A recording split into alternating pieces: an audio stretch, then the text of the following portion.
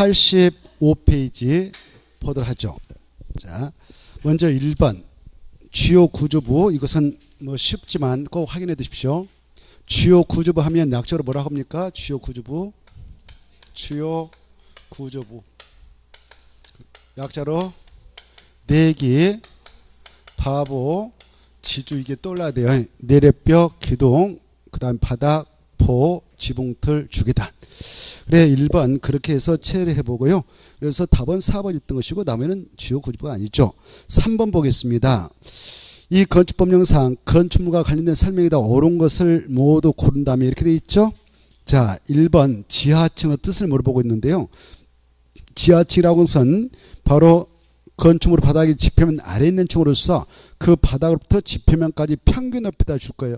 평균 높이가 해당 층 높이다 줄 거예요. 얼마의 삶의 지하층인가?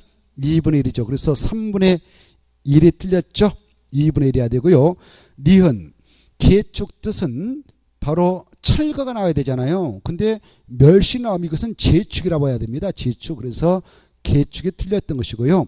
그 다음에 디귿 미간축 안에서 건축물의 외부 형태를 변경, 담장을 변경 것은 그것이 증개제에 해당하자면 대순에 해당합니다. 맞습니다. 리을 중요하죠. 연면적 뜻. 연면적은 하나의 건축물의 각층 바닥면적 합계 꼭 나와야 되고, 그런데 용적률 산정할 때에는 지주 PP가 있다면 그것은 연면적에 포함되지 않는다고 그랬죠. 뭐요? 지주 PP, 지하층, 그 다음에 지상 부속용 주차장, 피나 안전구역, 대평원의 면적이 있다면 그것은 포함되지 않는다고 그랬죠. 자, 그래서 리을은 맞습니다. 넘어가 보시고 그 다음에 5번 보겠습니다. 5번도 잘 좀 봐두실 필요가 있는데요. 건축법상 용어다 옳은 거 이렇게 돼 있죠. 자, 건축법상 1번 지금 보면 기둥 4개를 철거했다. 그러면 대수니 대수선. 그기다 써봐요. 기둥 4개 철거했다. 대수선. 철거하고 다시 축조해서 건축물로 높이를 늘렸다. 높이를 늘렸다. 거기다 줄 것이고 증축 이렇게 써봐요. 증축. 그래 대수선하면서 증축했다면 이 대수선은 의미가 없고 증축으로 흡수돼 버리는 거예요. 그래서 이때는 증축이다 이렇게 표현해요. 알겠죠? 그러면 1번 맞아요? 틀려요?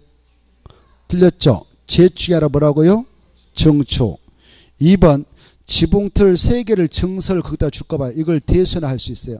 그래 대수선하면서 그 옆에 보니까 건축물의 연면적을 높였다. 거기다 줄까 봐요. 건축물의 연면적을 높이는 것 그건 증축이에요. 그래서 대수선하면서 증축했다 그러면은 대수선 이쪽으로 흡수돼서 의미가 없고 증축이다 그래요. 증축. 그래서 대수선 틀렸고요. 3번 자 끝들이 건축물의 연면적, 건축면적 층수를 내는 거 뭡니까? 증축이죠. 그래서 계축이 틀렸고요. 4번 미간축 안에서 재해로 멸실된 담장을 정정과 같이 다시 축조했다면 이건 재축이 재축. 그 다음에 5번 바로 건축물의 특별 피난경을 수사하는 것은 대수인데 맞습니다. 그래 대수는 바로 증축도, 계축도, 재축도에 해당하자면서 9가지 행위 중 어느 하나에 해당하면 대수이다. 이게 머릿속에 그려져요. 내래벽을 증설 해체도 대수선, 내래벽의 벽면적을 30.5 이상 수선 또는 평균도 대수선.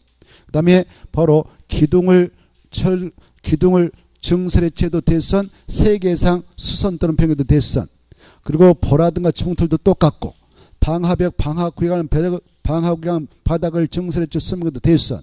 주계단, 피난계단, 특별 피난계단을 증설해체 수선평균도 대수선. 미간축 안에서 건축물의 외부 형태 담장을 변경도 대수선. 이런 것들이 딱 떠올라야 되고, 그 다음에 이제 다가구부터 가구간, 다스텍 세대간 경계별 증설해체 수선평균도 대수선 딱 떠올라야 되고요. 건축물의 외벽의 마감 재료를 증설했던 것도 대수선. 평면적을 30점 이상 수선평균도 대수선. 이렇게 딱 떠올라야 돼요. 그래야 합격으로 들어갈 수 있죠. 아무도 생각 안 나면 열심히 하면 되고요. 자, 넘어가겠습니다. 87페이지. 그냥 기만 열어놓고 있어도 오늘 엄청난 내용이 뇌에 저장되어 있으리라 생각합니다. 저녁에 잠이 안 올 거예요. 그놈이 계속 되살아나서 뇌에서 정리하느라고. 자, 그 다음에 이제 문제 2번 들어갑니다. 문제 2번. 건축법상, 건축법령상 두 번 반복되는데 하나 지워버렸어요. 건축법령상 건축법이 모두 적용되지 않는 건축물 그러면 5개가 떠올라야 돼요. 알겠죠? 문화재 보호법에 따른 지정문화재, 가지문화재, 그다음에 철도 선로 부지 안에 있는 운전 보안시설, 플랫폼, 철도 선로 위나 아래를 가로지는 보행시설, 철도기도 사업용 급수 급유 급탄시설, 고속도 통행시설, 컨테이너를 위한 간이청거 중 공장의 대지 안에 이동하기 쉬운 것, 그 다음에 하천법에 따른 하천구역 안에 설치되는 수문 조작식. 이게 5개가 딱 떠올라야 문제를 해결할 수 있는 겁니다. 그렇지 않으면 못 풀어요. 그래서 답은 4번이에요. 4번은 건축법을 적용하는 건축물입니다. 자, 그 다음에 3번 또 나올 가능성이 희박하니 통과하고 6번 보겠습니다. 6번을 보시면 자, 이 건축법상 건축물의 가구 간, 세대 간 소음 방류를 위한 경계벽을 설치하여야 하는 경우가 아닌가 이렇게 돼 있죠. 그래 법적으로 이 숙박스러 객실 간, 공동택의 기숙사는 침실 간, 그 옆에다 쉼표 찍고 써봐요. 아파트 연립 다세대는 써봐. 아파트 연립 다세대는 각 세대 간. 아파트 연립주택 다세대택의 각 세대 간. 그 다음에 나와놓고 이제 3번은 틀렸어요. 상점 간, 판매시설 중 옆집 상점하고 우리 집 상점하고 소음방위에서 뭐 경계벽을 설치할 의무는 없어요. 시끌벅적 해도 돼요. 그래서 설치면 없습니다. 답은. 4번 학교 교실간 옆에 수업하고 있는 우리 교실에 소리 들으면 안 되니까 소음방지 벽을 설치해야 됩니다. 학교 교실간. 그 다음에 병실간. 환자들끼리 좀 시끄러우면 안 되니까 안정감. 그 다음에 이제 하나 더 추가해봐요. 다중생활시설의 호실간. 다중 생활시설. 다중 생활시설의 호실간.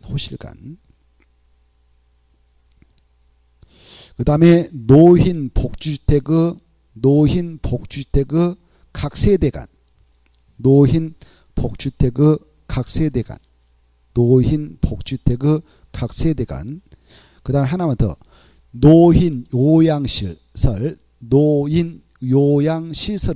각 호실간. 노인 요양시설의 각 호실간. 이 정도만 써놓으십시오. 그 다음에 이제 오른쪽 넘어오셔서 건축물 용도 분류, 용도명이 나오는데 그 중에 1번, 2번 이런 거 풀어본 것도 중요하지만 4번 대표 문제로서 용도명을 정리해 보겠습니다.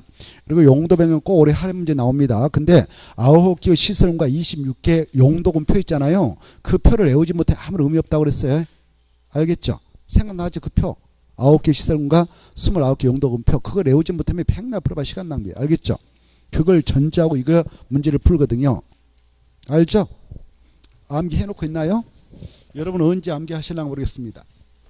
해놓으신 분도 계시겠지만. 그래 그 표에 따라서 이제 그 해도 갈 줄 알면 돼요. 9개 시설군이 있죠. 29개 용도군 있잖아요. 그래 9개 시설군은 두 문자 따서 자산, 전문, 그렇죠. 영교, 건축의 이렇게. 그 다음에 이렇게 또 시설군과 그에 따른 용도군을 짝짓 삼겨야 되죠. 자자. 그 다음에 산, 운창, 공이, 그렇죠. 참여장. 오, 좋아요. 그 다음에 전방발. 그 다음에 문문 정리관. 그 다음에 영판운수.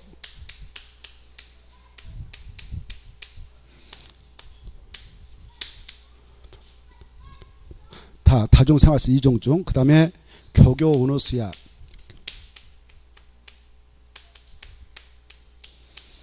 그 다음에 근근 1, 2 1종 2종. 다중생활시는 올라가서 빼고. 주택 2가지 주주 업무 교군.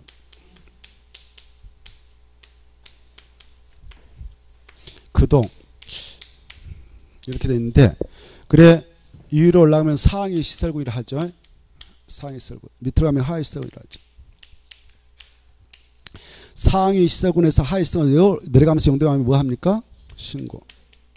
하위성에서 상위성으로 올라가면서 용도하면 하가 받아야 되고요. 그리고 같은 시세군에서 용도한다. 그때는 하가도 신고도 필요 없지만 건축물 대장상, 기재상을 병에달라고 신청무가 있죠. 이때 이 허가라든가 신고권은 누가 다 처리하는가 이 관청도 아주 중요해요. 그래 바로 기초자산청이 합니다.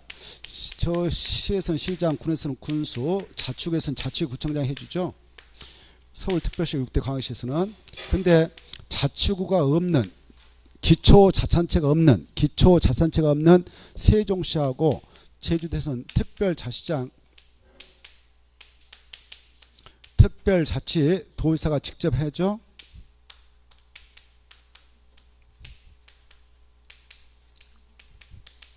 이네들만이 이 용도변경 처리를 해준다. 이게 아주 중요해. 이런 자가 아니면 무조건 그치면 틀린 거예요. 알겠죠?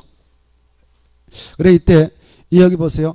이 용도 변경을 하게 될 때 우리가 허가를 받아야 할 대상 이네들한테 허가 시행해서 허가 받았다면 이네들이 허가 내준 대로 건축물 대장을 기재 변경합니다. 변경 기재한단 말이에요. 변경 기재. 용도를 변경 기재한단 말이에요. 신고도 이네들이 신고증 우리한테 주고 신고증 내준 대로 지네들이 자체로 용도를 변경 기재하니까 건축주가 건축물 대장상 기재상을 변경해달라고 신청할 필요가 없죠. 근데 허가도 안 받고 신고도 하지 않고 같은 시성에서 용도변경할 때는 건축물 대장상 기재상을 변경해달라고 신청할 문구가 있다. 이 정도는 아시고 그 다음에 허가 대상이든 신고 대상이든 그 바닥면적기가 500제곱미터 이상이면 그 100제곱미터 이상이면 사용승인 규정을 중에서 사용승인을 받아야 된다는 거 사용할 때. 그리고 용도 변경하게 되는 건이 허가 대상일 때 한해서만 바닥면적 합계 500제곱미터 이상이면 유자격증인 설계사에게 건축사에게 설계 맡겨야 된다는 이 정도는 알고 계셔야 되겠습니다. 문제 풀어보겠습니다. 4번 건축물 용도 변경이다. 옳은 것. 1번 서울특별시하고 역대 광역시에 소지하는 건축물인 경우는 특별시하고 광역시한테 용도 변경 허가를 받거나 신고한다. 맞아 틀려요? 틀렸죠? 아까 여기 봐봐. 서울특별시 6대 자치구 구청장 가야 된다고 그랬잖아요. 특별시장 광역시장 절대 갈 일 없다고. 이게 아주 중요하다고 그랬잖아요. 무슨 말인지 알겠나요? 자, 그래서 서울특별시에서 여러분이 6대 광역시에서 건축물 용도 변경 따는 허가 신고받고 싶다. 그러면 서울특별시장 6대 광역시한테 절대 갈 일 없어요. 자축의 구청장. 알겠죠? 또 광역시에서는 광역시대에 있는 군수가 있다면 군수한테 가면 되는 거예요. 그래서 틀렸고 2번 0을 문으로 용도 변경할 때는 허가 받는다. 0을 문으로 용도 변경할 때는 올라갔으면 허가 받아야 되죠? 그 다음에 3번 교를 전으로 용도 변경한다. 이렇게 올라가네. 이것도 허가 받아야 되죠? 신고가 틀렸죠? 4번 같은 시설군 내에서 용도 변경할 때는 허가도 신고도 필요 없고 건축물 대장상 기재상을 변경 신청하고 있다고 그랬죠? 그래서 틀린 것이고 그 다음에 5번 용도 변경하는 부분은 바닥면적기가 100제곱미터 이상인 경우라도 신고 대상 용도 변경을 한 경우는 건축물로 사용승인을 받을 필요 없다. 틀렸죠? 아까 100제곱미터 이상이면 용도 변경 마치고 나서 사용승인 받아라고 그랬죠? 그래서 틀렸습니다. 그 내용을 가지고 대표로 처리하면 돼요. 그러면 문제를 싹 해결할 수 있습니다. 넘어가죠. 그 다음에 이제 91페이지 1번 보겠습니다. 건축법령상 건축허가 사전결정이다. 이것도 출제가 다시 유력시되고 있어요. 옳은 것. 그래 건축허가 대상만 사전결정 신청이 가능하죠. 이때 건축허가 대상 보통 층수는 3층 이상이거나 연면적 200제곱미터 이상인 것을 말하는데요. 이때 건축물을 허가 대상 건축물을 건축하는 자는 건축허가를 신청하기 전에 그 대지에 이런 용도의 건축물을 법적으로 입지시킬 수 있으며 규모는 얼마로 가능하며 법적으로 또 허가받기 위한 요건은 뭡니까? 이런 것들을 사전에 알아보기 위한 절차가 사전결정 신청 제도라 했고요. 이 사전결정 신청은 누구한테 합니까? 허가권자한테 하죠. 허가권자한테 꼭 해야 합니까? 할 수도 있고 안 할 수도 있는 임의적 절차입니까? 임의적 절차라고 그랬죠. 이때 건축법상 허가권자에게 사전결정 신청을 해보게 되는데요. 허가권자를 모르면 꽝이 되는 겁니다. 허가권자는 일단 얘들이죠. 기초자산지장이 나오고요. 기초자산체가 없는 특별자치도에서는 이네들이 다 허가권 행사해요. 그리고 여기 시장수 자치구청장. 근데 6대 광역시하고 그 다음에 서울특별시에서는 바로 특별시장 광시장이 허가권을 행사하게 되는 대형이 있지 않습니까? 21층 이상인가 연면적 10만 제곱미터 이상인가 이런 것들은 특별시장 광시장이 허가권을 행사하고 있기 때문에 허가권자는 총 7명 있어요. 7명. 그러나 7명 중에는 8도 도의사는 절대 안 들어갑니다. 경기도의사 절대 허가권자 아니에요. 사전 승인권자에 불과하지 않습니까? 생각나세요? 자, 그래 그걸 전제하고 1번 풀어볼까요?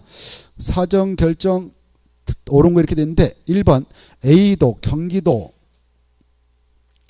저기 수원시에서 30층짜리 건축물을 건축한다. 이건 허가대상이라는 것을 의미하고 허가대상 건축물 건축하는 자는 허가 신청 전에 A 도사에게 사전 결정을 신청해야 된다. 맞아 틀려요? A 도사가 허가권자 아니죠. 누구예요? B 시장한테 가야 되죠. 시장 허가권자니까. 그래서 틀렸습니다. A 도사가 지어버리고 B 시장한테 사전 결정을 신청할 수 있다 그래야 되죠. 할 수 있다. 두 간대가 틀렸네요. 2번 허가권자는 사전 결정 신청된 건축물의 건축 면적이 틀렸어. 대지 면적이 환경 영향 평가법에 따른 소규모 환경 영향 평가 대상 규모에 해당한다. 그러면 바로 사전 결정을 해주기 앞서서 환경부 장관이라든가 지방 환경관세장과 협의를 꼭 하도록 되어 있습니다. 그래서 2번은 두 간대나 틀렸네요. 건축 면적이 아니라 대지 면적. 그리고 국토교통부 장관이 아니라 환경부 장관 이렇게 수정해서 알아두시고요. 3번 맞습니다. 사전 결정 신청자가 사전 결정 통지를 받았다면 몇 년에 건축을 시작하느냐? 2년. 그렇지 않으면 사전 결정 효력은 자동 상실돼서 없어집니다. 그래서 맞고요. 중요합니다. 2점. 4번. 그 사전 결정을 받은 자는 틀렸어. 사전 결정 신청을 받은 자. 이렇게 사전 결정 신청을 받은 자. 사전 결정 신청을 받은 자는 사전 결정된 그 말 주버리고 건축물 입지 규모 용도 등을 공고한다 주버려. 용도 등에 관하여 결정한 후 신청자에게 통보해야 한다. 신청자에게 통보해야 된다. 신청자에게 통보해야 된다 그랬죠.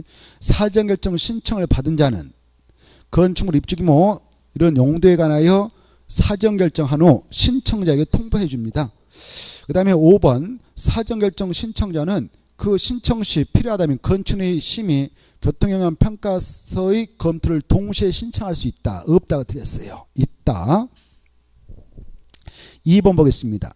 이 건축법령상 시장수가 8도 경기도 강원도 충청 남부도 경상 남부도 전라 남북도 8도에서는 시장수가 다 허가권자예요.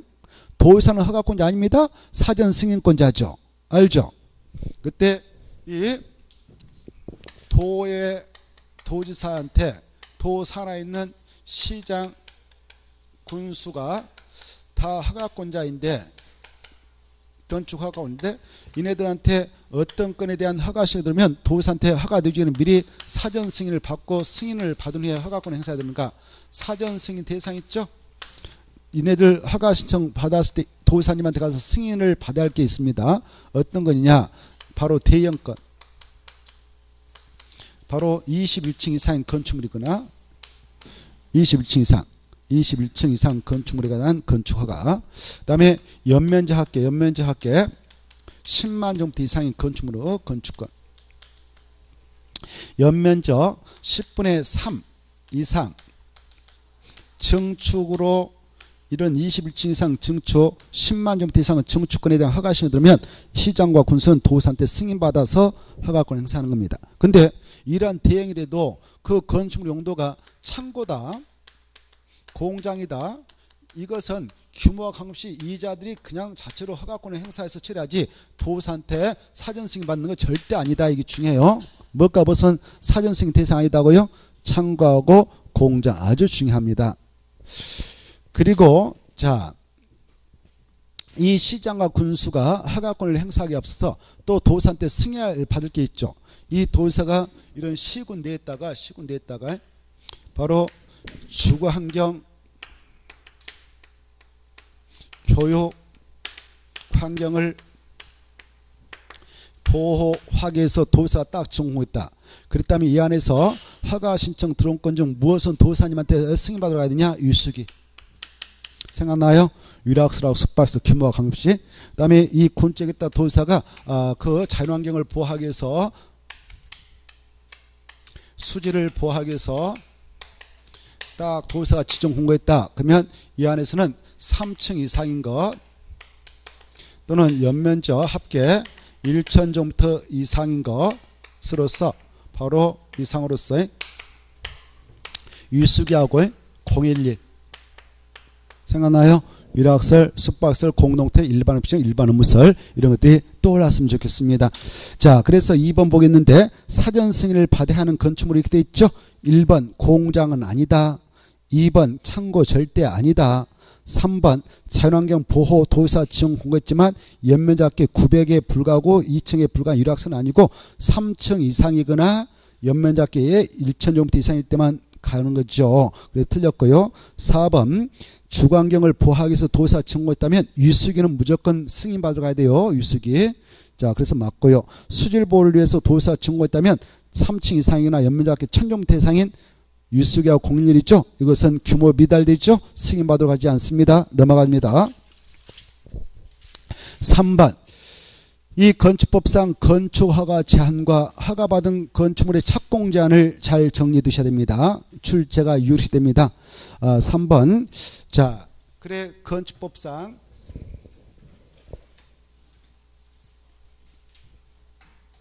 건축 아까 허가권자도 공부했잖아요. 건축 허가권자는 7명 있어요. 7명. 이것도 모르면 정말 안타까워요. 건축법을 공부하셨는데 아까도 말씀드렸다시피 특별자치시장, 특별자치도지사, 그 다음에 시장, 군수, 자치구청장, 그 다음에 특별시장, 광역시장이 허가권자입니다. 이 자들이 아니면 절대 허가권자 아니 7명 있어요. 이네들의 권한을 제한하는 것, 야 당분간 허가권 행사하지 마. 건축가 제한 제도가 있습니다.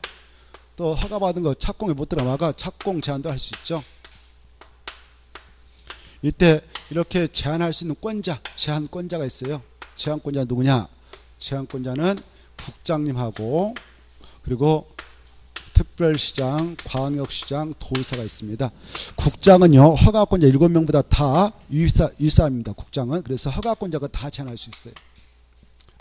7명. 근데 이 특별시장, 광역시장, 도지사는 자기보다 하급자인 이 특별시장, 광역시장, 도지사는 자기보다 하급자인 시장으로서 구청장급만 제한할 수 있어요.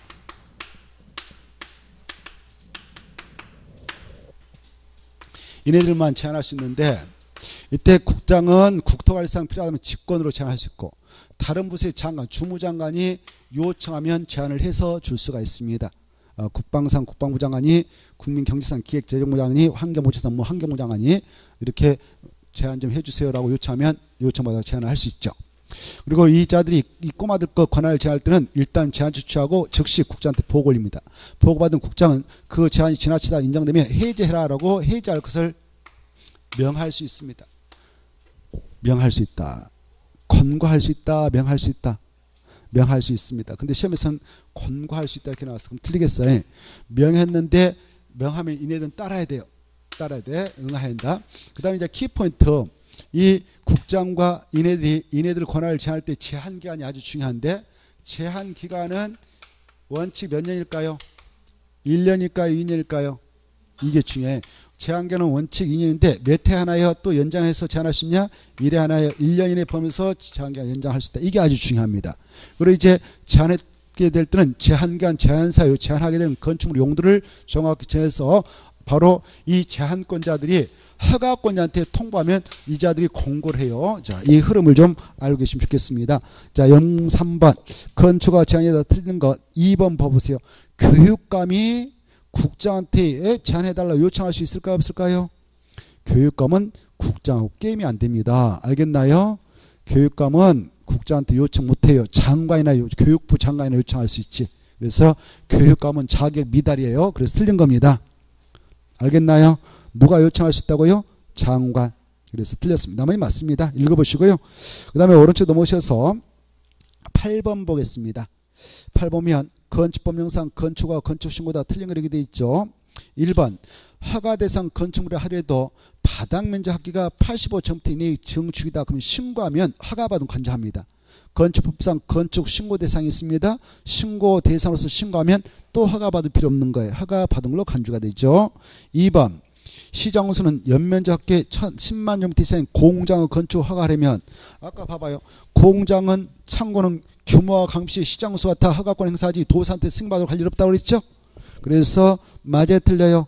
2번 틀렸죠. 도사한테 승인받지 않고 스스로 허가권 행사한다 그래야 되죠. 그 다음에 3번 이 국가가 지방자치단체가 만드는 건축물을 공용건축물을 합니다. 공용건축물을 건축할 때는 허가권자하고 뭐만 하면 허가 신고 다 맞춘 거 본주하는가 협의. 국가 밑에 있다 지자체도 똑같아요. 지방자치단체도 협의하면 허가를 받았거나 신고한 것으로 간주하니까 별도로 허가 신고 받지 않는다. 4번 중요하죠. 우리가 사적으로 건축물을 건축할 때 신고 대상에서 신고증 내고 신고서 내고 신고증 받아왔다 그러면 그날부터 신고 유효 기간은 1년입니다. 1년이 지날 때까지 들어가자면 신고는 없어지는 것이죠. 그래서 맞습니다. 다만 건축주 요청이 있다면 착수기간을 몇 년에 보면서 연장을 받을 수도 있을까요? 1년. 그러면 여기는 안 나왔지만 이따 나옵니다만은 여러분이 건축허가 대상에서 건축허가를 받았다면 몇 년에 공사에 착수해야 될까요? 2년. 그렇지 않으면 건축허가를 취소해야 합니다. 공장은 3년. 그렇지 않으면 취소해야 한다. 이런 것들이 떠올랐으면 좋겠고요. 자, 5번 지문을 좀 수정합시다. 5번 지문이 시도사 이렇게 되어 있지 않습니까? 시도사를 지워버리고 수정합니다. 특별시장, 광역시장, 도지사라고. 특별시장, 광역시장, 도지사로 수정. 5번 지문. 특별시장, 광역시장, 도지사로 수정. 그래서 특별시장, 광역시장, 도지사가 자기보다 하급자인 시장수 구청장의 건축허가를 제한할 때 제한기간은 2년을 하되 1회 하나에 1년에 범위에서 연장할 수 있다. 이렇게 이해돼요? 중요한 지문이죠. 아까 했습니다만은 맞습니다. 맞다 보고요. 그 다음에 10번 보겠습니다. 10번 보면 이 건축법령상 도시군계획 시설 예정지 그 말이 핵심 용어예요. 도시군계획 시설 예정지 찾았나요? 뭐 시설은 도로일 수도 있고 공원일 수도 있겠죠. 여기다 공원 만들겠다라고 도시군계획으로 딱 결정해놨다. 여기다 도로 설치하겠다라고 도시군계획으로 딱 결정해놨다. 이런 것들을 도시계획시설 예정을 합니다. 이런 예정지에서 가설 건축물을 건축하게 될 때는요. 반드시 허가 받아야 됩니다. 못 받아야 된다고요? 허가. 신고하기는 절대 안 되는 겁니다. 도시군계획시설 예정을 하면 무조건 허가 받아야 돼요. 허가받기 위한 요건이 있습니다. 허가를 받기 위해서는 일단 층수는 3층이어야 된다. 이게 중에 4층 이상은 절대 허가 안 내줘요. 3층이어야 되고 전치가는 원칙 3년 외주로 그 사업이 시행될 때까지는 연장을 해줄 수가 있죠. 이 두 가지가 중요합니다. 전치가는 원칙 몇 년이다고요? 3년. 그리고 그 사업이 시행될 때까지는 그 기간을 연장할 수가 있죠. 그리고 간선 공급설비 설치하지 말 것, 철근 곡터 넣지 말 것, 분양 목적 하지 말 것 이런 것들이 허가받기 위한 요건이 되겠는데 10번 몇 번이 틀렸을까요? 4번. 몇 년이 원칙이라고 그랬습니까? 3년. 이 수치는 중요하니까 관심 있게 받으시고요. 그 다음에 이제 오른쪽에 모셔서 1번 보겠습니다. 1번 보면 건축법령상 사용승이다. 옳은 거 이렇게 돼 있죠.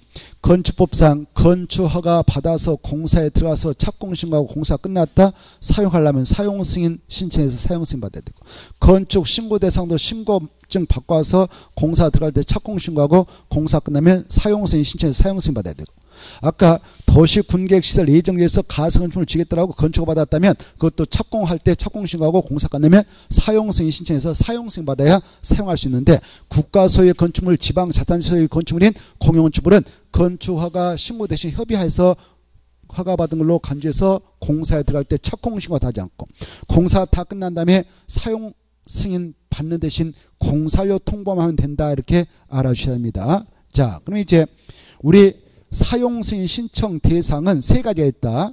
허가받은 건축물, 신고 마친 건축물, 허가받은 가설건축물이 사용승인 신청 대상인데 이 사용승인 신청 대상권에 대하여 공사가 완료된 후에만 사용승인 신청서를 낼 수 있죠. 누가 누구한테 신청서를 내서 받아가느냐? 건축주가 허가권자에게 사용승인을 신청하는 겁니다. 알겠죠? 알죠? 그때 사용승인 신청서를 낼 때는 만약 그 건이 공사 감리자가 지정되어서 공사 완료된 건이라면 공사 감리자한테 받았던 감리 완료 보고서하고 공사 완료 도서를 첨부해서 사용승인서를 신청해서 내는 겁니다. 사용승인 신청서가 들어가면 7인의 검사를 합니다. 검사에서 합격하면 사용하도록 사용승인서를 내주죠. 사용서를 내주고 건축물 대장을 새롭게 개설해서 시장, 군수, 구청장, 특별자치장, 특별자도사가 건축물 대장을 신규로 개설 등록합니다. 이렇게 신규 등록했던 건은 등기 촉탁 사유가 아니죠. 생각나요? 자, 그러면 이제 이 임시 사용 승인도 알아셔야 돼요. 이 건축공사가 다 완료되지 않고 일부만 완성됐다 하면 임시 사용 승인을 받을 수 있는데 임시 사용 승인 신청도 건축주가 바로 허가권자한테 신청해서 받습니다. 이때 임시 사용 승인은 원칙 2년 일하되 대형 건축공사, 안방공사는 그 기간만큼 임시 사용 승인을 연장받을 수가 있다. 이렇게 좀 정리해 봅시다. 자, 그러면 문제 풀어보죠. 1번 옳은 것. 1번 건축주가 공사 완료 후 그 건축물을 사용하려면 공사 완료 이전에 마지막에 사용선을 신청합니까? 이후에 해야 됩니까? 이후에 해야 되죠. 이전이 틀렸죠. 이후에 공사 감리자에게 신청합니까? 허가권자한테 합니까? 허가권자한테 사용승인을 신청하죠. 틀렸죠? 2번 건축주가 만약 사용승인을 받았다면 대기환경보전법에 따른 대기업물질 배출시설 가동 개시 신고도 한 걸로 간주합니다. 맞습니다. 그 다음에 3번 허가권자가 법령에서 정한 기간 내에 승인서를 교부하지 않을 경우 건축주는 그 건축물을 사용하거나 사용하게 할 수 있습니다. 있습니다. 없다가 틀렸죠? 4번 건축물로 사용승인 신청을 위해서는 누가 작성한 보고서를 들고 갑니까? 누가 작성합니까? 감리보고서는 시공자가 틀렸어. 공사 시공자가 아니라 감리자가. 공사 감리자가 작성한 감리 중간 주부리고 완료. 감리 완료 보고서하고 공사 예정 도서가 아니라 예정을 주고 완료도서. 완료도서 첨부해서 내면 되는 것이죠. 5번 임시 사용. 마지막에 임시 사용 승인은 몇 년 이내로 하는 것이 원칙이다고요? 2년. 그래서 1년이 틀렸죠. 자, 넘어갑니다. 넘어가셔서 97페이지 보면 4번이 기다리고 있을 겁니다. 4번 보면 건축법령상 공개공지 공개관을 설치할 때 건축물에 해당하지 않는 게 이렇게 되어 있잖아요. 공개공지 공개관 확보 대상 지역을 아셔야 됩니다. 그 지역을 물어보고 있습니다. 공개공지 공개관을 확보해야 할 대상 지역은 약자로 달달달 해놔야 문제를 풀 수 있는데요. 1주 그것도 써보세요. 그 공개 공간을 설치하여야 하는 지역 해가지고 그래 공지 등의 확보 대상 지역은요 일반 주거지를 약조로 일주라 그래요. 일주. 그 다음에 준 주거지를 준주. 그 다음에 준 공업지를 준공. 그 다음에 상업지역 4가지 있거든. 중심, 일반, 유통, 근린. 이걸 모든 상업지역. 이걸 알고 있는가를 계속 물어보고 있어요. 그리고 특별자치, 시장, 특별자도사, 시장수, 구청의 지정 공간, 장소, 그것은 참고를 보시고 그래 이걸 꼭 암기해야 돼요. 일주, 준주, 준공, 모든 상업지역. 그래서 공공지를 설치하는 건축물에 해당하지 않는 거 이런 지역이 아니면 설치할 필요가 없죠. 일반 공업지는 아니죠. 2번 일주, 3번 준주, 4번 모든 상업지역, 5번도 모든 상업지역이 들어가죠. 자, 5번 보겠습니다. 공공지를 확보하는 건축물의 공공지 등에 하는 설명이다. 알맞은 것을 바르게 나열한 거 이렇게 돼 있죠. 공공지를 확보해야 되는 경우 확보 면적은 대지 면적의 10%까지 내놓으면 돼요. 그 다음에 이런 공공지를 제공한 건축지역에는 그 건축물 건축할 때 그 지역에 적용되는 용적률과 높이 제한을 얼마까지 완화해서 풀어주냐? 1.2배까지. 이 수치가 중요해요. 넘어가시고 그 다음에 99페이지 1번 보겠습니다. 건축법령상 건축물의 면적, 층수, 산정범으로 틀린 거 이렇게 돼 있죠. 1번 건축물의 1층이 차량 주차의 전용으로 쓰게 되는 피로티 구조다. 그랬을 때 그 부분은 건축물 바닥 면적 계산할 때 통째로 제외를 해줍니다. 그래서 산입하지 않는다. 맞아요. 1층 전부를 피로티 구조로 해서 주차 전용으로 쓰고 있다. 그러면 바로 그 부분은 건축물 바닥 면적 계산할 때 산입하지 않습니다. 2번 층고가 2m짜리 다락은 바닥 면적 계산할 때 산입한다. 맞습니다. 이 다락의 층고가 경사 지붕 아래 있다. 경사 지붕 아래 다락이 있고 다락이 면적이 있다면 바로 경사 지붕 아래 있는 다락은 층고가 얼마 이하라면 바닥 면적 계산할 때 산입하지 않을까요? 1.8이 그렇죠. 이 다락의 층고가 1.8m 이하밖에 안 된다. 그러면 이 다락의 면적은 바닥 면적 계산할 때 산입하지 않습니다. 근데 역으로 1.8m를 초과해 버렸다. 그러면 다락이 차지하는 면적은 무조건 산입해요. 초과하면. 알겠죠? 초과하면 바닥 면적 계산할 때 무조건 산입합니다. 그래서 2m짜리니까 1.8m를 초과해 버렸죠. 그래서 다락의 면적 무조건 바닥 면적 계산할 때 산입한다. 이렇게 보면 돼요. 만약 평지봉 아래에 있는 다락이 있다면 층고가 얼마 이하일 때만 바닥 면적 계산할 때 다락 면적은 제하는가? 1.5m. 이렇게 좀 수치를 생각해 두시면 좋겠고요. 자, 그 다음에 이제 3번. 이 용적률 산정할 때 바로 연면적에 포함시키지 않는 것이 지주 PP가 있죠. 그래서 거기 P는 안정권이 제해야 된다. 맞죠? 4번 층수 계산 문제인데 층의 구분이 명확하지 않는 건축물은 높이 몇 미터마다 하나의 층으로 계산한가? 4m 중요하고. 그 다음에 5번 주택의 발코니 바닥은 전체가 바닥 면적 산입된다. 틀렸어요. 전체가 아니라 바로 전체에서 거기다 에서 써봐. 에서 전체에서 자 이렇게 주택의 발코니가 있다 합시다. 이게 건물 주택인데요. 여기는 안쪽 내부. 이건 외벽. 외벽에서 한 2m 빼가지고 이렇게 사람 나가서 뭐 바람도 세게 그럼 여기다 뽑아냈습니다. 외벽에서 좀 뽑아냈어요. 이걸 주택은 발코니라 하죠. 발코니. 건축물은 노대라 하고 같은 공간에 생각하면 돼요. 이때 이 외벽하고 접하고 있는 이 길이가 2m고요. 여기가 전체적으로 20m 접하고 있다 합시다. 이때 이 주택의 발코니가 됐던 건축물의 노대가 됐던 이 사각형 면적이 주택의 전체 면적이 됩니다. 그러면 주택의 발코니 전체 면적 얼마입니까? 2m 곱하기 20m는 40m죠. 이 40m를 이 건축물의 바닥 면적 계산할 때 다 산입하지 않습니다. 이 전체에서 이 노대가 됐든 발코니가 됐든 외벽하고 접어오는 가장 긴 길이에 1.5m를 곱해줍니다. 그래서 전체 면적에서 이걸 빼요. 노대가 됐든 발코니가 됐든 그것이 접어오는 가장 긴 외벽 길이에 그것도 얼마를 곱해준다고요?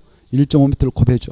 그리고 이것을 뺀 나머지가 나오지 않겠습니까? 전체 면적에서 뺀단 말이에요. 빼기. 그러면 얼마 할까요? 이거 30제곱미터죠? 그러면 10이 남죠? 이것만 바닥 면적 계산할 때 산입하는 겁니다. 주택의 발코니 전체 면적에서 그 발코니가 접하고 있는 가장 긴 외벽 길이에 얼마를 곱한다고요? 1.5m를 곱한 값을 뺀 면적이 나오면 그것만 바닥 면적 산입한다. 이렇게 하십시오. 잘 나오니까 잘 이해해 두셔야 돼요. 노대도 마찬가지 똑같아요. 자, 그 다음에 이제 2번 보겠습니다. 2번 보면 건축법령상 대지 A의 건축성을 고려한 대지 면적이다. 보로는 보행 자동차 통행하는 통과도로서 법률상 도로이며 대지 A는 도시역에 있다. 이렇게 전제합시다. 도시역이 아니다. 그럼 이게 답이 복잡해버려요. 출제원이 잘못 만들었어. 그래서 옛날에 이재신청이들 아주 복잡해졌는데 도시역이다. 이렇게 써놔요. 도시역이다. 도시역이 아니면 그 말 지워버리고 이 아니면 지워버리고 도시역에 있다. 이렇게 도시역에 있다. 도시역에 있다. 그래 도시역에 있는 대의를 전제하고 문제를 풀어야 답으로 접근할 수 있어요. 그리고 이 건축성과 대지면적 계산 문제를 아셔야 되죠. 건축성과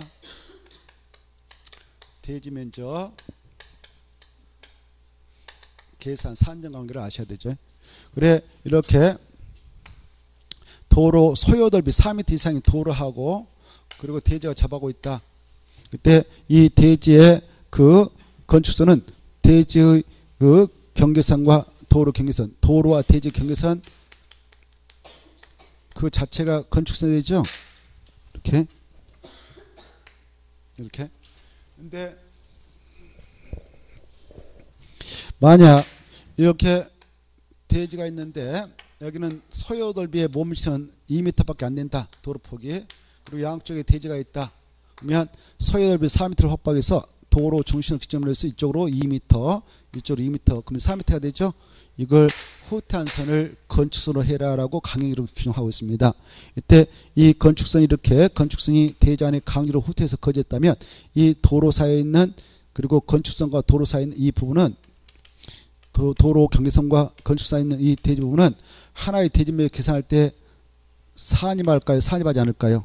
산입하지 않습니다. 그래서 이것 가지고만 이렇게 대지면 계산합니다. 이걸. 그 다음에 이제 만약 여기는 하천이 흐르고 있다든가 하천 아니면 뭐 경사지가 있다든가 아니면 철도가 지나가고 있다든가 선로가 깔려 있다. 그리고 이쪽에는 앞으로 장래에 도로를 만들 수 없는 땅이고요. 그리고 이렇게 도로가 있는데 3m짜리 도로가 있다. 이렇게 있다. 대지가. 그랬을 때 이 소요도비에 못 미치는 3m짜리하고 한쪽에는 경사지등이 있고 한쪽에는 대지가 있다. 그러면 바로 소요도비 4m를 확보할 때 이쪽 도로 경선을 기점으로 해서 이쪽으로 몇 미터를 후퇴해서 건축선을 커가지고 규제해버리냐? 4m. 알겠나요? 이 정도 알고 계시죠? 그때 이 건축선이 이렇게 대지 안에 후퇴해서 강행 규정에 하여 그어졌다면 이 건축선과 도로 사이에 있는 이 대지 부분은 전체 대지 면적 계산할 때 산입한다 안 한다? 안 한다. 이걸 아셔야 돼요. 알겠죠? 자, 이런 상태에서 지금 출치를 했습니다. 근데 이 대지가 지금 바로 이쪽 길이는 7m다. 이쪽 길이는 20m다. 이렇게 20m다. 여기는 10m다. 이렇게 됐나요? 이렇게 돼 있죠. 그래 이제 이게 대지 안에 1m가 후퇴돼서 건축선의 거짐을 이해하셔야 되고 이 건축선과 도로 부분에 있는 그 대지 부분은 전체 대지면 계산할 때 산입하지 않는다. 이걸 이해하고 계셔야 문제를 풀 수 있는 힘이 생긴 거죠. 그러면 6m에서 1m가 들어갔다는 거 알니까 1m 빼면 되죠. 7m에서. 그러면 여기 몇 m 남습니까? 6m. 그래 6m 곱하기 10m 하면 여기만 60.m 되죠. 그리고 여기 길이는 이렇게 해가지고 보니까 14m라고 되어 있던데 14에서 7을 빼면 7m가 되겠죠. 7 곱하기 20은 140인가요? 그래서 합에서 얼마 나온가요? 2배. 이렇게 해서 이 문제를 출제했던 겁니다. 넘어가 보시고 13번 보겠습니다. 층속의 문제를 종합화시켜서 문제를 구성했네요. 자, 건축으로 층수를 계산할 때에 층의 구분이 명확하지 않는다 하면 높이를 재가지고 층수를 산정한다고 그랬죠. 몇 미터마다 한 층으로 계산합니까? 4m. 그리고 건축물의 각 부분에 있어서 층수를 달리하고 있다면 그 건축물의 층수 중 가장 많은 층수를 그 건축물로 층수본다. 이게 떠올라야 되고 지하층은 건축물 층수 계산할 때 산입한다. 산입하지 않는다. 산입하지 않는다. 이런 종합적인 내용을 알고 계셔야 문제를 풀 수가 있다 하겠습니다. 3번 보죠. 지하층이 2계층이고 지상층은 전체가 층의 구분이 명확하지 않는 건축물로서 건축물 바닥은 600인데 바닥 면적 300에 해당하는 부분은 그 높이가 12m이고 나머지 300에 해당하는 부분의 높이는 16m다. 이 건축물의 건축법령상 층수는 몇 층으로 계산돼야 되냐 이렇게 물어봤죠. 자, 보니까 이렇게 생겼네요.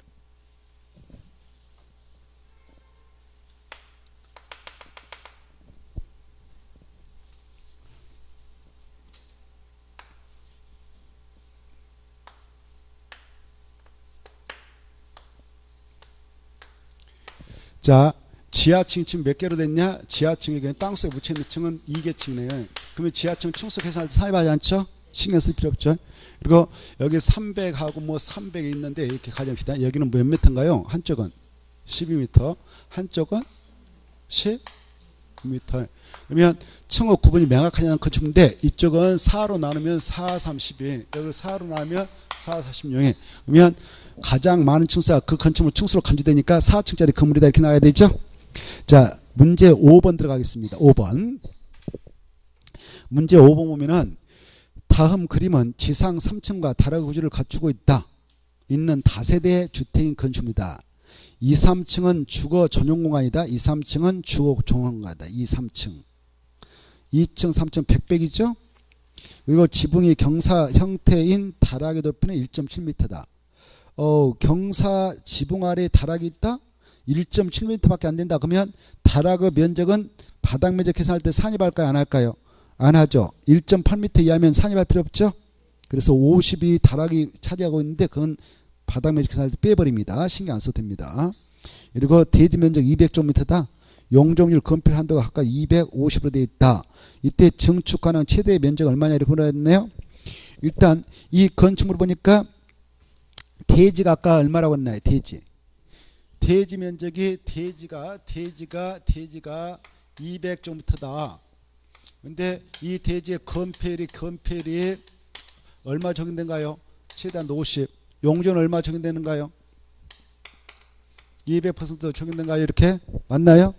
그러면 이 건폐를 통해서 이 대지에다 확보 가능한 최대 건축 면적 크기를 알 수 있는 것이죠. 최대 건축 면적은 얼마까지 확보할 수 있나요? 200이니까 200의 절반까지 확보할 수 있잖아요. 그러면 최대 100까지는 확보할 수 있지. 100. 그래서 옆으로 확보할 수 있는 바닥 면적 크기하고 보니까 건축 면적 크기를 동일화시켜 놨네요. 그렇죠? 그래서 옆으로 이제 키울 건 없어요. 위로 올릴 것만 더 올릴 수 있을려나 모르겠네요. 건축 면적을 통해서 건폐를 통해서 옆으로 확보할 수 있는 것은 이미 끝나버렸어. 100으로 다 확보했죠. 그럼 이제 증축할 수 있는 건 위로밖에 할 거 없네요. 증축하는 거 이제 위로 올리는 것을 규제하는 것이 뭐예요? 용적률이죠. 용적을 통해서 이제 확보 가능한 최대 면적을 우리가 알게 되는데 바로 대지 면적이 200이다. 용적률이 200% 허용된다는 것은 바로 대지의 2배까지 이 연면적 확보된다 이거 아닙니까? 그럼 얼마요? 400이죠. 그래 용적률 산정에 따른 연면적에는 지주 핏비가 있다면 그 면적 빼고도 400이죠. 지주 핏비 빼고도 400입니다. 그러면 거기 1층 보니까 주차장이고 100이 있죠. 이것은 피로트 구로 되어 있으니까 바닥 면적 계산할 때 포함됩니까? 제외됩니까? 완전히 제외되죠. 이미 확보되어 있는 것은 다락은 바닥 면적 계산할 때 산입하지 않죠. 층고가 1.7m에 불과하니까 이미 확보되어 있는 바닥 면적 200에 불과하죠. 합계가 그러면 얼마 더 확보할 수 있나요? 200. 아까 총 얼마까지 확보할 수 있다고 그랬어요? 400까지 확보할 수 있는데 이미 확보되어 있는 것은 200밖에 안 되니까 바로 200을 더 증축해서 올려도 되죠. 답은 몇 번인가요? 5번. 이런 계산 문제 나오면 너무 고민할 필요 없어요. 다 문제 한글로 된 거 풀고 시간이 있으면 그때 이연구해서 풀어봐요. 알겠죠? 자 넘어가시고 2번 보겠습니다. 또 2번 계산 문제 또 나온대. 건축법령상 천정부터인 대지에 건축한 다음 건축물의 용적률 얼마냐 이렇게 물어봤죠. 용적률을 계산할 때는 어떻게 합니까? 용적률 물어봤어요. 용적률은 무엇을 알면 돼요? 대지 면적 알고 연면적 알면 됐잖아요. 그리고 연면적은 뭐가 빠진다. 지주 PP가 제외된다. 이것만 알면 되잖아요. 갖다 대입하면 되잖아요. 용적률 물어봤으니까 대지 면적 얼마인가? 1000제곱미터다. 1000. 그리고 용적률 산정에 따른 연면적에는 무엇이 있으면 빼버리냐. 첫 번째 동그라미는 지하 2계층, 지상 5계층으로 구성되어 있다. 지금 평지붕이다 이렇게 되어 있으니까 지하 2계층 빼버려야 되죠. 그리고 건축면적 500인데 지하층 포함 각층 바닥면적 480으로 되어 있죠. 그래 바닥면적이 480이고 5계층으로 되어 있는데 지상 5계층 다 업무시설이 됐네요. 그렇죠. 그래서 업무시설은 5계층에다 480을 곱하면은 바로 이 연면적이 나오잖아요. 연면적. 그럼 얼마인가? 연면적이 480 곱하기 5 58은 40 54 20 2400 맞나요? 그러면 용적률은 약분하면 이거 두 개 날리고 또 하나 날려버리고 그러면 240. 그래서 답은 1번이네요. 넘어가 보시고 3번 또 보죠. 3번도 계산 문제인데 이런 계산 문제 나면 너무 신경 쓸 필요 없다고 그랬죠? 그쵸? 그러나 한번 풀어볼까요? 그냥 넘어갈까요? 그냥 넘어가죠. 그러면 여러분들 굉장히 싫어하는 것 같아요. 여러분 풀어보셔 그럼. 기회를 줄 테니까 4번 중요하니까 4번은 암기사항이니까 이해하고 좀 암기를 해야 합니다. 4보면 건축법상 건축 및 대지는 조례로 정하는 면적에 못 미치게 분할할 수 없다. 다음 중 조례로 정할 수 있는 최소 분할 면적 기준으로서 가장 작은 용도죠. 이건 꼭 암기해야 돼요. 이걸 대지 분할 제한 면적이라고 하죠. 뭐라 한다고요? 대지 분할 제한 면적. 건축물 있는 대지 분할 최소 기준 면적이 이 면적을 기준으로 해서 조례로서 분할할 수 있는 면적을 딱딱 정해가고 있는데 대지 분할 최소 기준 면적은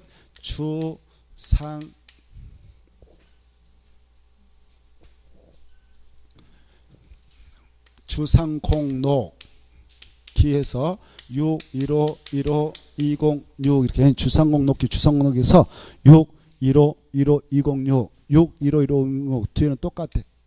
공을 갖다 붙이고 제곱미터 미달되게 분할 못하는 것이다. 이렇게. 그래 주거적은 60, 상업적 150, 공업적 150, 녹지적 200, 기타적은 60이다. 주상공록기 주상공록에서 6, 15, 15, 206 단어처럼 달달달 해버려야 돼요. 자 그래서 그것에 근거해서 풀면은 가장 작은 용도적은 1번 주거직이니까 60이죠. 2번은 150, 3번도 150, 4번도 150, 5번은 200이 되죠. 자, 그 다음에 이제 오른쪽 6번 보겠습니다. 6번을 보시면, 자, 건축법령상 건축물 대지와 도래 관계는 설명인데, 옳은 거 이렇게 돼 있네요. 옳은 겁니다. 1번 뭐죠? 성교 우려가 있는 토지에 대지를 조성할 수 있습니다. 근데 무너질 것을 대비해서 바로 옹벽을 설치하게 되는 거 아닙니까? 옹벽의 예백면에는 옹벽의 지주를 위한 시설, 배수란 시설물이 밖으로 튀어나게 하여서는 아니 된다? 이건 두 가지 나와도 돼요. 이 두 가지를 뺀 나머지는 나와서는 안 된다. 이렇게. 그래서 틀렸습니다. 이건 나와도 돼요. 튀어나오게 해도 된다. 그래야 돼요. 하여서는 아니 된다. 틀렸어요. 2번 건축물 대지는 건축법상 도로하고 원칙적으로 몇 미터 이상 접하면 될까요? 2미터 이상이죠. 그래서 6미터까지는 굳이 필요 없습니다. 그 다음에 3번 도시군계획 시설에서 건축하는 가설건축물의 경우는 대지에 대한 적용과 있다? 그렇습니다. 가설건축물 있다 포인트 잡아요. 가설건축물을 임시가짜에서 3년 동안 사용하고 푸실 겁니다. 그 가설건축물이 들어설 대지에 따른 굳이 바로 적용물을 가하고 있지 않아요. 알겠죠? 적용과 면제된다 그래야 돼요.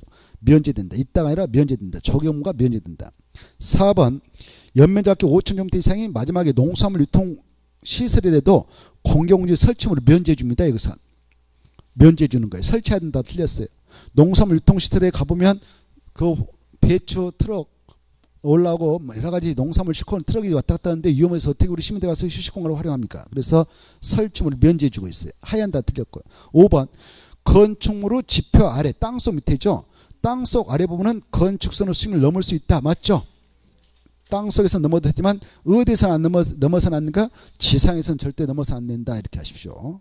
그 다음에 넘어가도 되고 그 다음에 10번 보겠습니다. 10번 건축법령상 1000회 제곱미터짜리 대지가 그림같이 각 지역에 걸치는 경우 건축법령상 건축 및 대지대에 적용되는 규정으로 옳은 거 이렇게 돼 있죠. 그림을 보니까 하나의 대지가 지금 녹적과 그 밖의 지역에 걸쳐 있네요. 이렇게 하나의 대지가 녹적과 그 밖의 지역에 걸쳤으면 그 대지는 각각의 지역 지구에라는 규정을 적용하면 돼요. 면적 없이. 근데 건축물 보니까 건축물 어디에만 존재합니까? 녹지에 관하면 딱 존재하고 있죠. 그래서 이 건축물 전체는 녹지 지역에 관한 규정을 적용하면 됩니다. 건축물은. 그래서 답은 2번이에요. 그래서 건축물은 전부 녹지에 관한 규정만 적용하면 되는데 이 대지는 400은 녹지적 600 미관 쪽에 있잖아요. 그래서 하나의 대지가 녹적과 그 밖의 지역 지구 구역에 걸쳤다면 각각의 지역에 관한 규정을 적용하니까 각각 적용하면 돼요. 대지는 각각. 넘어가 보시고 11번 11번 보시면 건축법령상 건축물의 높이 제한이다. 틀린 거 이렇게 되어 있는데 1번 좀 봅시다. 전용 주거적 일반 주거적 있다 포인트 잡아요. 이 주거적 중 전용 주거지하고 일반 주거지에서 건축하는 건축물에 대해서는 1조 등 확보한 높이 제한이 적용됩니다. 그것도 정북 방향을 기준으로 해서. 무엇을 기준으로 해서요? 정북 방향 기준. 정보 방향의 인접대지 경계선을 기준으로 해서 적용을 하고 있습니다. 그런데 2번 볼까요? 일반 상업적 밑에다 하나 더 추가해봐요. 일반 상업적 밑에다 중심 상업적 두 가지. 그래 일반 상업적하고 중심 상업적 두 개 딱 써가지고 묶어가지고 씁니다. 일조권 규정을 적용하지 않는다. 간단해서는 일조권 규정을 적용하지 않는다. 일조권 규정을 적용하지 않습니다. 그래 일조동 확보량 건축물 높이지 않을 적용하지 않습니다. 중심 상업적하고 일반 상업적은 그 적의 그 특성상 건폐율이 90, 80 인정되거든요. 그래서 이 적은 일조동 확보량 건축물 높이지 않을 전혀 적용하잖아요. 그래서 틀렸습니다. 뭐라고 써졌죠? 마지막에 적용된다가 틀렸어요. 적용되지 않는다 그래야 돼요. 그 다음에 3번도요. 3번은 알아듣기 뭐냐면은 3번 규정은 서울특별시하고 6대 광역시장에만 적용됩니다. 다른 사람에게는 그런 권한이 없어요. 특별시장하고 광역시장만 자기 도시적 관리를 위하여 특별시장 특별시 조례로 광역시장 광역시 조례로 높이를 정할 수 있도록 하고 있습니다. 이것은 2명이만 적용된다. 그게 중요해요. 4번 허가권자는 같은 가로구역 도로 둘러싼 일단의 지역을 가로기라는데 같은 가로구에서 건축 용도 형태에 따라 건축물 높이를 다르게 정할 수가 있습니다. 여기가 똑같은 가로구인데 건축물 용도가 숲박스다 그러면 여기는 12m까지 유락선 4m까지면 저라 이렇게 따로 정해서 고시할 수 있는 권한이 있습니다. 허가권자는. 그 다음에 5번은 참고로 읽어보시면 돼요. 넘어가셔서 1번 보겠습니다. 작년에 나왔는데 그래도 이게 또 중요하다 싶어서 한번 보겠어요. 건축법령상 건축 허가를 받은 건축물 철거 등에 관한 설명인데 틀린 게 이렇게 돼 있죠. 1번 여러분이 건축물 소유로서 건축물 철거할 때는 철거 신고서 내야 됩니다. 이때 철거 신고는 철거 예정일 며칠 전까지 할까요? 한번 써봐요. 끝에 있다. 3일 전에. 철거 예정일 며칠 전에 철거 신고서 내면 된다고요? 3일 전에. 이 정도는 알고 계셔야 돼요. 철거 예정일 3일 전에 신고하면 됩니다. 이때 이제 신고서를 가지고 갈 때 잘 가야 되는데 어디로 가야 되냐? 건축물 대장을 기재 보관하고 있는 바로 5명한테 가는 거예요. 아까 했죠. 세종시는 무조건 특별자치장, 제주는 무조건 특별자치도사, 욕지는 시장, 군수, 자치구, 구청장한테 가는 거예요. 자, 그래서 한번 볼까요? 특별시장, 광시장 지워버려요. 그자한테 갈 일 절대 없어요. 특별시장, 광시장 지워버려요. 그네들한테 갈 일이 아니고 특별자치시장, 특별자치장, 특별자치도사 나놓고 시장, 군수 옆에다 자치구청장 추가. 자, 왜 누구누구 갈표 처벌해야 되냐? 특별시장, 광역시장 갈표. 그 자리에 누굴 싸라고요? 특별자치장. 그 다음에 옆에 특별자치도사. 그 다음에 시장, 군수 끝에 있다 자치구청장. 이 정도 알고 계셔야 돼요. 멸실신고도 마찬가지예요. 멸실신고도 저기 바로 3번에 나오는데 멸실은 인간 의사와 무관하게 바로 재해로 나간 거 아닙니까? 그때는 사후신고로서 멸실을 30일에 신고하죠. 신고는 어디다 한다고요? 그네들한테 하는 거예요.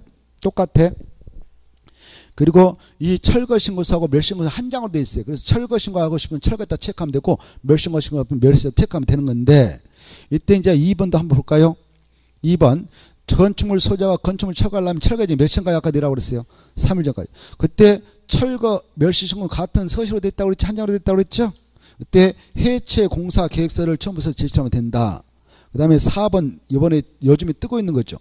성면 그 발암물질이 함유되어 있는 성면이 함유된 건축물을 철거한다. 주로 뭡니까? 슬레이트란가요? 맞나요? 슬레이트인가? 예. 그걸 된 옛날에 그 60년대 박정희 대통령 시절 막 우리 새마을운동할 때 그것이 바로 아마 선면이 함유된 건축물일 거예요. 그쵸? 그런 건축물을 철거할 때는 바로 그 산업안전보건법 등 관계법령에 적합하게 성면을 먼저 제거하고 처리한 후 건축물 철거하도록 주받는다. 이게 중요해요. 요즘 뜨고 있으니까 이런 질문을 익숙히 받으세요. 그 다음에 이제 5번 건축물 철거 멸실신고를 제출받은 특별자치도의사는 건축물 철거 멸시 여부를 확인한 후 이제 현장 가서 확인하고 건축물 대장에서 철거 멸시된 건축물 내용을 말소해야 한다. 건축물 대장을 정리해야 된다. 그 말이죠. 맞습니다. 자, 그 다음에 넘어가셔서 제5장으로 가겠는데 108페이지 잠시 쉬었다가 주택 범위를 보도록 하죠.